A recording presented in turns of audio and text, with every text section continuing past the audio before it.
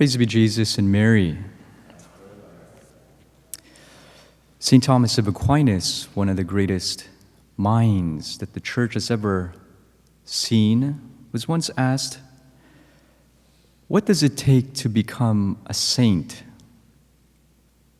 And St. Thomas, known for his many distinctions, simply responded with 2 words. He said, will it, period. Will it. In fact, St. Paul, in his letter to the Thessalonians, writes that the will of God is this, your sanctification. So we know that the graces of God are never lacking. The real question is, how do we respond to them? How much are we truly willing it? And this is a good question to ask from time to time. And as we near the end of our Christmas octave, we head towards a new beginning of the new year, it's good to ask this very question.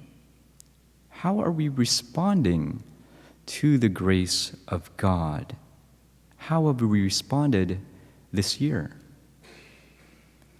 St. Ignatius is very big on the examination of conscience, and it really boils down to 3 steps. Put yourself in the presence of God. Examine your soul in the presence of God. What have you done, and what have you corresponded to the grace of God? That's a fundamental question. In the presence of God, and ask Him for the grace to correspond to His graces even more. St. Josemaria Escrivá would say, new year, new struggle. Struggle in our interior life is a sign of vitality because, as the spiritual masters would say, we either move forward in the spiritual life or we move backwards. And the reason is very simple, because St. John of the Cross says, charity is never static, it's dynamic. Love is always expressed, right? So we are either moving forward or we are moving backwards. How are we corresponding to the graces of God?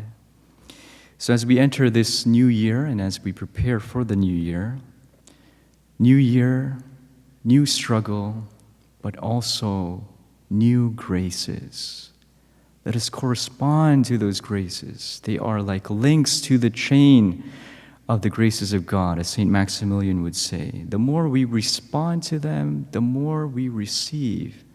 And the less we respond to them, the more we lose.